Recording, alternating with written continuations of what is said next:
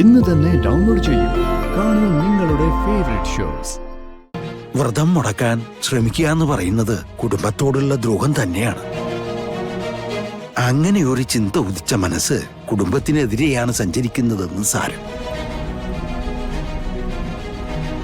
തിരുമേനി, എന്താ പ്രതിവിധിന്ന് വെച്ചാ അങ്ങ് പറഞ്ഞോളൂ.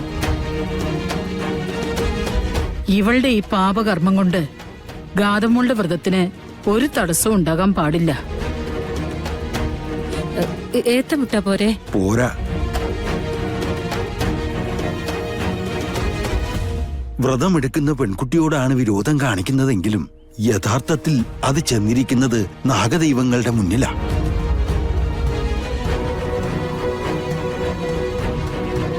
അതുകൊണ്ട് വ്രതമെടുക്കുന്ന പെൺകുട്ടിയെ പോലെ 41 ദിവസം അതേ വ്രതം ഇവരും തുടരട്ടെ.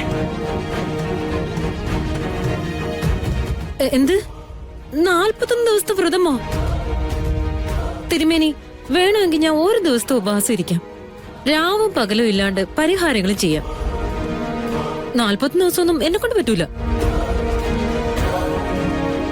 ഈശ്വരാനുഗ്രഹത്തിന് വേണ്ടി കുടുംബത്തിൽ നടക്കുന്നൊരു പൂജയെ തടസ്സപ്പെടുത്തുന്നവരാരായാലും അവരും അവരുടെ തായ്വഴികളും കുടുംബത്തിൽ ഉണ്ടാവാതിരിക്കുന്നതാണ് ഒരു പരിധിവരെ നല്ലത്. നിർമ്മലയ്ക്ക് മനസ്സിലായില്ലേ? 41 ദിവസത്തെ വ്രതം എടുക്കാൻ നീ തയ്യാറായില്ലെങ്കിൽ നീയും ഉദയനും കീർത്തിയും തറവാട്ടിൽ നിന്നും പുറത്തു പോകേണ്ടി വരുമെന്നാണ് തിരുമേനി പറഞ്ഞത്.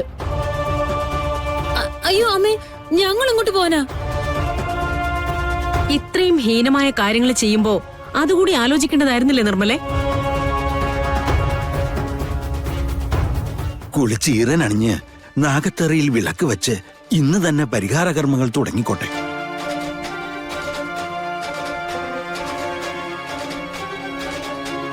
ഒരു കാര്യം ഓർത്തോളൂ, നാഗത്തറയിൽ വിളക്ക് വെച്ച് ആരംഭിക്കുന്ന വ്രതം ഏതെങ്കിലും ഒരു രീതിയിൽ തടസ്സപ്പെട്ടാൽ അത് സർപ്പകോപത്തിന് കാരണമാവും.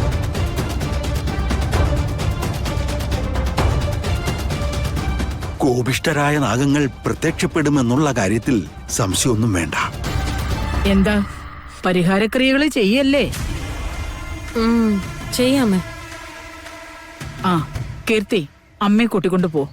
കുളിച്ച് ഈറിനണിഞ്ഞു വന്ന് വിളക്ക് തെളിയിക്കട്ടെ. ബാക്കിയുള്ള ചിട്ടകളൊക്കെ വഴിയാ മണ്ണം ഞാൻ പറഞ്ഞു തരാം.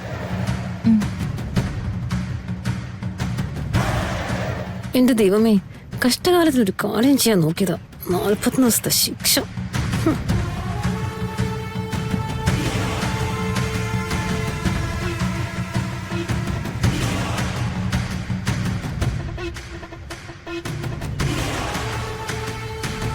സരസ്വതി അമ്മേ, തടസ്സങ്ങൾ ഇനിയും ഒരുപാട് പ്രതീക്ഷിക്കാം. അത് പല വിധത്തിൽ പലരിൽ നിന്നും വരാം. എല്ലാം നേരിടാൻ ആ കുട്ടിയെ പ്രാപ്തയാക്കിക്കൊള്ളൂ. എന്റെ നാഗദൈവങ്ങളെ, എല്ലാം നേരെയാക്കി തരണേ. എല്ലാ അനർത്ഥങ്ങളും മാറ്റിത്തരണേ.